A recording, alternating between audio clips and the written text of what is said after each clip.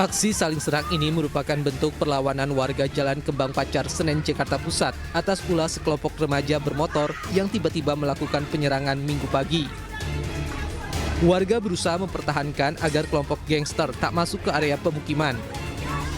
Tak hanya saling lempar batu, botol minuman, dan petasan, kelompok gangster juga membekali diri dengan beragam jenis senjata tajam. Kejadian berawal saat sekelompok remaja menggunakan sepeda motor tiba-tiba melakukan penyerangan dengan melepaskan petasan ke arah permukiman warga. Warga sekitar pun ketakutan dan masuk ke dalam rumah. Salah seorang warga bahkan harus dilarikan ke rumah sakit lantaran menjadi sasaran penyerangan. Soalnya dia kan bapak mau pulang sholat gitu, pas persis bapak baru pulang sholat tuh kan rame tuh, biasanya dari sana gitu. Ini tumben lewatnya ke sini, tahu-tahu nyerang aja, tawuran, nggak taunya katanya bukannya tawuran, orang bilang itu geng motor. Anak-anak sini bilangnya katanya geng motor, dia jadi bilang. Warga sini diserang. Nyerang warga sini. Ya warga sini kan cuma lagi pada nongkrong doang, jadi ya peribahasanya dia mau ngelawan pakai apa kan? Setelah hampir setengah jam terlibat aksi saling serang, kelompok gangster akhirnya kabur lantaran kalah jumlah dengan warga. Warga berharap adanya tindakan tegas dari pihak kepolisian untuk menangkap dan menindak tegas kelompok gangster agar aksi serupa tidak terulang kembali. Dari Jakarta, Rani Sanjaya, iNews melaporkan.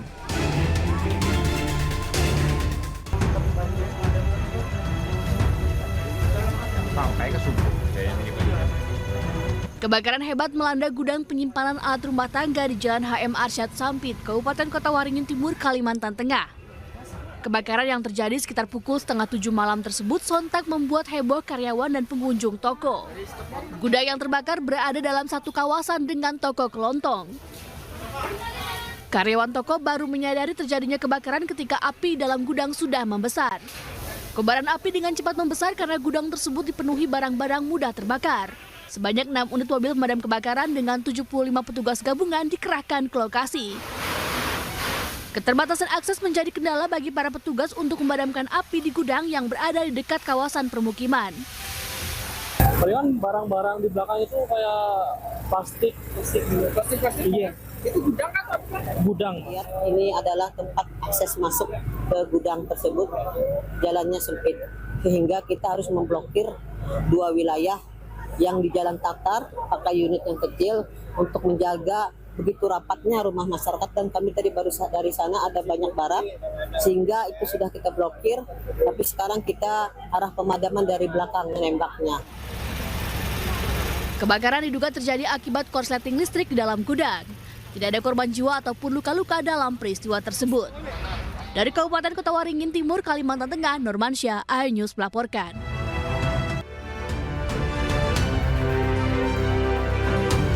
Halo, selamat siang pemirsa, apa kabar Anda hari ini? Senang sekali saya, Wiki Adrian, kembali hadir menemani Anda dalam iNews Siang. Selain 3 berita utama tadi, iNews Siang juga akan menyuguhkan beragam informasi penting lainnya. Dan iNews Siang ini kami awali dari bentrok 2 kelompok pemuda terjadi di kota Ambon, Maluku. 2 kelompok warga saling lempar batu serta membakar 3 unit motor. Bentrokan diduga dipicu cekcok antar warga yang terpengaruh miras dan balap liar.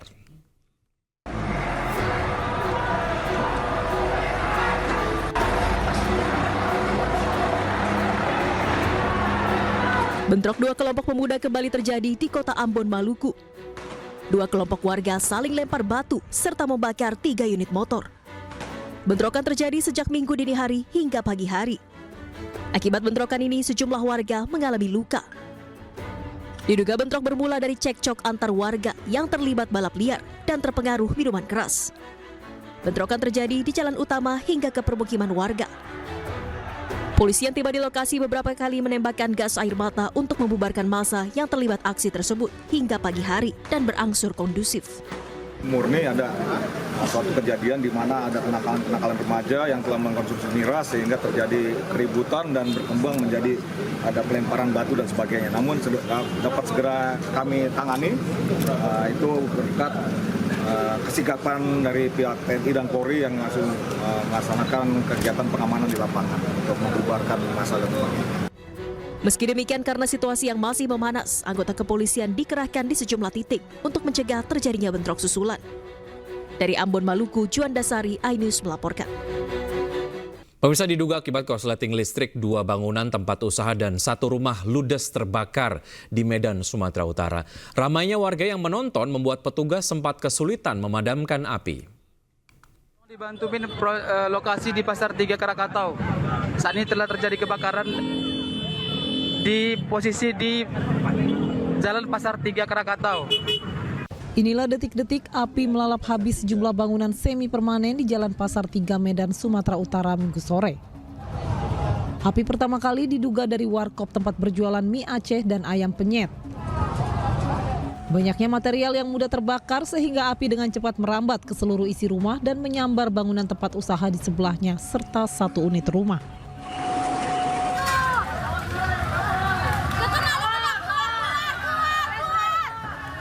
Ramainya warga yang berkerumun serta padatnya lokasi sempat menyulitkan petugas dalam proses pemadaman.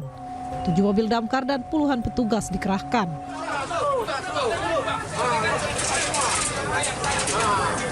Melaksanakan operasi dan masuk ke dalam tahap pendinginan.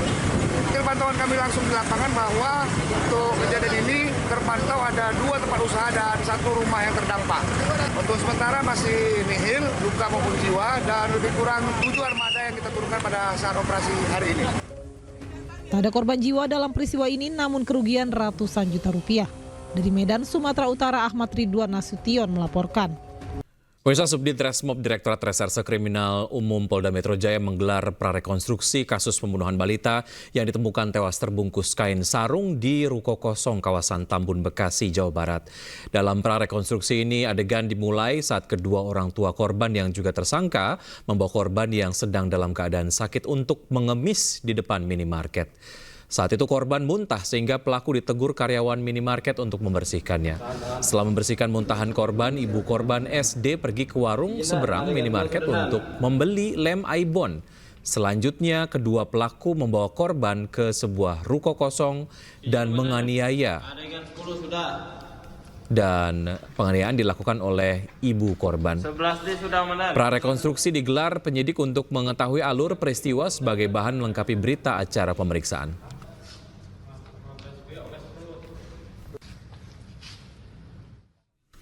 Polisi meringkus pengedar narkoba yang membawa 1,3 kg sabu yang akan diedarkan di daerah Muaro Bungo, Jambi, dan Damasraya, Sumatera Barat. Penangkapan terjadi di atas bus antar provinsi tujuan Jambi.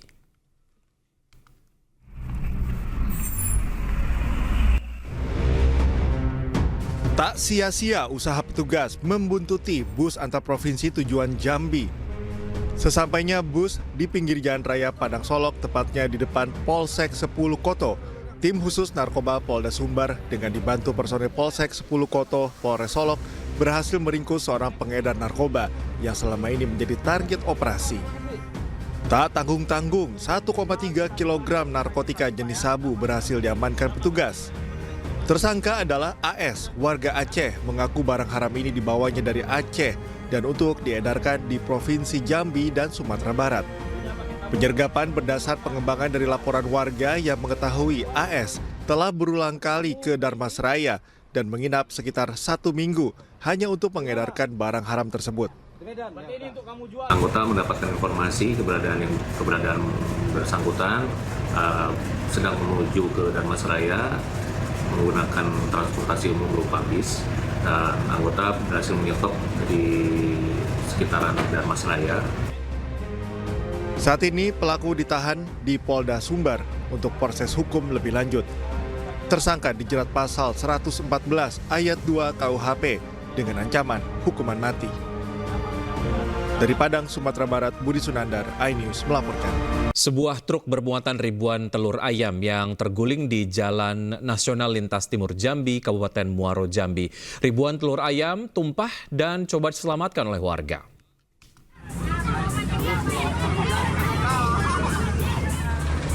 Inilah kondisi sebuah truk ekspedisi bermuatan ribuan telur ayam yang mengalami kecelakaan tunggal di Jalan Nasional Lintas Timur Jambi di wilayah Desa Kademangan, Kecamatan Jambi Luar Kota, Kabupaten Muaro Jambi, Provinsi Jambi. Truk terguling dan jatuh dari bahu jalan raya hingga keluar di jalan aspal. Akibatnya ribuan telur ayam tumpah dan berserakan. Warga pun membantu memindahkan telur yang masih utuh dan bisa diselamatkan dan dipindahkan ke mobil lain. Namun banyak juga warga yang mengambil telur-telur dan dibawa pulang. Diduga sopir mengantuk sehingga truk oleng sebelum mengalami kecelakaan dan terguling. Rumah saya nih, saya dengar bunyi dar gitu kan, saya langsung keluar, lihat tiang Telkom itu udah ditondong, lihat ada mobil di sini. Jadi saya punya juga rekaman tadi jam 9, telurnya ini udah ngalir ke sana, ke samping rumah. Tadi kami sudah lihat, cek di situ selamat alhamdulillah. Sopirnya 2 nih, mobilnya kami tanya tadi mau dari Pekanbaru mau ke Prabu Muli. Tidak ada korban jiwa dalam peristiwa ini, namun kerugian ditaksir mencapai puluhan juta rupiah. Dari Muaro Jambi, Haisun Hafiz, iNews melaporkan. Aktor laga Sandi Permana yang tewas ditikam tetangganya sendiri di Kabupaten Bekasi, Jawa Barat telah dimakamkan oleh pihak keluarga. Isak tangis keluarga pecah saat jenazah Sandi Permana tiba di rumah duka di perumahan TNI Polri Desa Cibarusah Jaya, Kecamatan Cibarusah, Kabupaten Bekasi, Jawa Barat.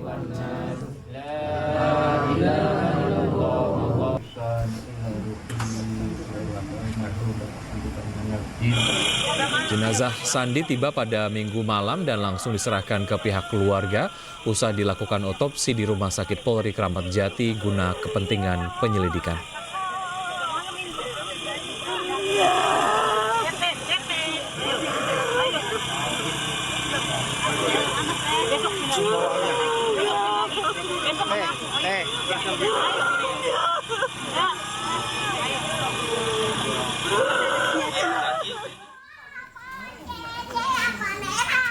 Sosok Sandi Permana dikenal sebagai figur yang mudah bergaul.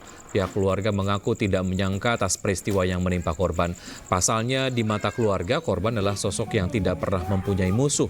Korban meninggal usai ditikam tetangganya sendiri hingga tewas di rumah sakit di daerah Cilengsi dengan sejumlah luka tusukan di sekujur tubuhnya. Polisi masih memburu pelaku yang sudah dikantongi identitasnya.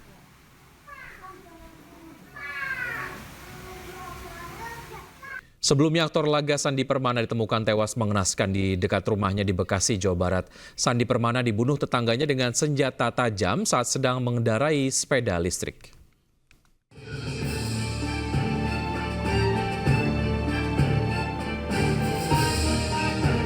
Aktor laga Sandi Permana yang dikenal dengan perannya sebagai Arya Soma di sinetron Misteri Gunung Merapi ditemukan tewas mengenaskan di dekat rumahnya di Bekasi, Jawa Barat. Korban dibunuh tetangganya saat sedang mengendarai sepeda listrik.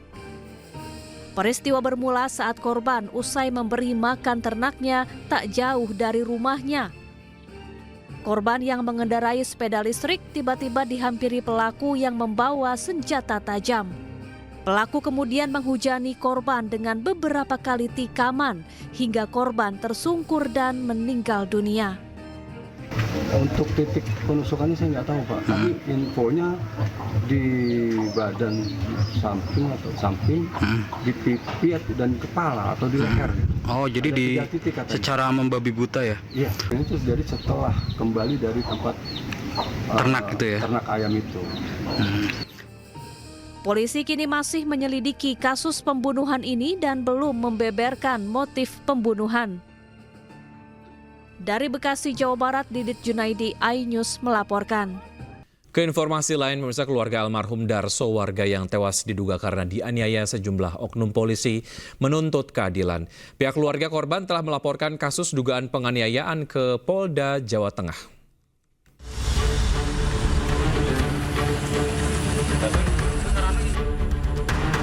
Inilah lokasi yang diduga menjadi tempat penganiayaan Darso, warga Kelurahan Purwosari, Kota Semarang. Di sekitar pesawahan dan lapangan Kirdasari, Darso diduga dikeroyok oleh sejumlah oknum polisi dari Satuan Lalu Lintas Yogyakarta. Aksi penganiayaan sempat disaksikan oleh warga setempat. Warga menyebut sempat melihat sejumlah orang berpakaian preman bersama korban. Poniam, istri korban, mengaku bahwa suaminya dijemput paksa oleh para pelaku pada September 2024 lalu. Setelah beberapa jam, ia mendengar kabar suaminya dirawat di rumah sakit dan meninggal 4 hari kemudian. Istri korban sudah melaporkan kasus tersebut ke Polda Jawa Tengah dan meminta pihak berwenang untuk bersikap adil dan segera menahan para pelaku. Ya, minta pertanggungjawabannya aja, minta diproses. Diproses ya, Bu. Ya. Karena sesuai amanah almarhum, mintanya diproses. Diproses ya, Bu. Diproses sampai pecat atau gimana? Apa sesuai dengan aturan saja? Ya, sesuai dengan hukumnya aja.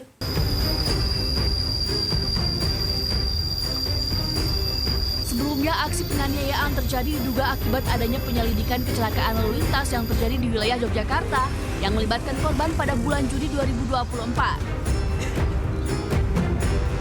Para pelaku yang diduga menganiaya korban sempat menawari istri korban untuk damai dengan memberikan uang santunan kematian sebesar 5 juta rupiah. Istri korban yang tidak terima langsung melapor ke Polda Jawa Tengah. Menanggapi laporan tersebut, pihak Polresta Yogyakarta menyebut pihaknya ikut berbelasungkawa atas kematian korban dan mendukung sepenuhnya proses penyelidikan. Kami mohon waktu untuk mengumpulkan fakta-fakta dalam rangka untuk bisa mengetahui kronologis ataupun peristiwa apa yang terjadi. Polresta Yogyakarta juga menegaskan akan bekerjasama dengan Polda Jawa Tengah dalam pengungkapan kasus ini. Liputan iNews melaporkan. Terima kasih Anda masih bergabung bersama kami. Pemirsa, Sekjen PD Perjuangan Hasto Kristianto memenuhi panggilan KPK untuk diperiksa terkait kasus dugaan suap pergantian antar waktu atau PAW Harun Masiku. Hasto didampingi oleh tim hukum PD Perjuangan. Pemeriksaan Hasto merupakan yang pertama dalam kapasitasnya sebagai tersangka. Sebelumnya Hasto tidak hadir dalam pemanggilan pada pekan lalu. Saat itu Hasto mengirimkan surat pemberitahuan ketidakhadiran karena ada kegiatan yang tidak bisa ditinggalkan. Hasto sampai di KPK sekitar pukul 9.40 waktu Indonesia bagian Barat. Sebelum masuk ke dalam gedung KPK, Hasto mengatakan dirinya berkomitmen untuk taat kepada seluruh proses hukum yang dilalui.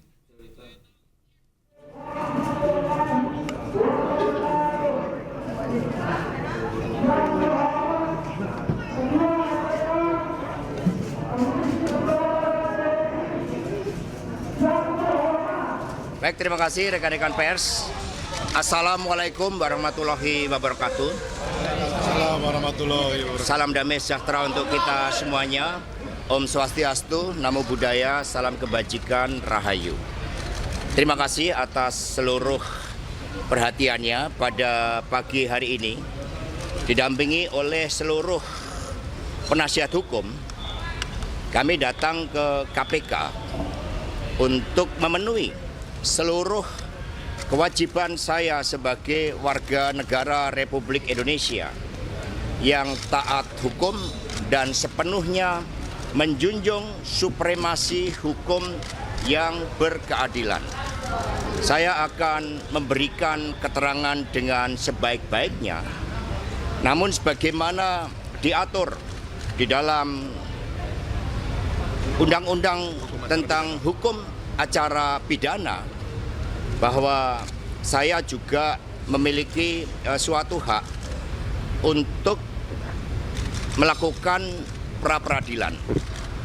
Sehingga pada kesempatan ini penasihat hukum kami juga akan memberikan surat kepada pimpinan KPK berkaitan dengan proses pra-peradilan tersebut.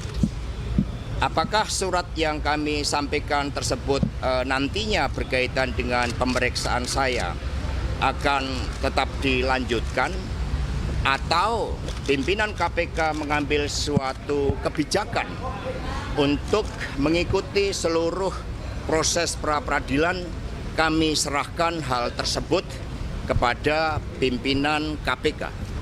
Karena kami percaya bahwa mekanisme dan prosedur hukum akan ditempuh dengan sebaik-baiknya dengan prinsip-prinsip asas praduga tak bersalah. Kemudian berkaitan dengan apa yang terjadi terhadap kasus saya sepenuhnya baik secara formal maupun material kami telah siap. Sejak awal ketika menjadi Sekretaris Jenderal DPPD Perjuangan atas penugasan dari Ibu Megawati Soekarno Putri, kami berjuang di dalam menegakkan seluruh amanat konstitusi, memperjuangkan nilai-nilai demokrasi, sistem meritokrasi, dan memperjuangkan hukum yang berkeadilan, serta prinsip-prinsip bekerjanya kedaulatan rakyat. Sehingga terhadap seluruh risiko-risiko perjuangan dengan nilai-nilai tadi, tentu sekiranya membawa suatu konsekuensi khusus, kami diajarkan oleh Bung Karno, oleh Ibu Mega, bahwa perjuangan memerlukan suatu pengorbanan terhadap cita-cita.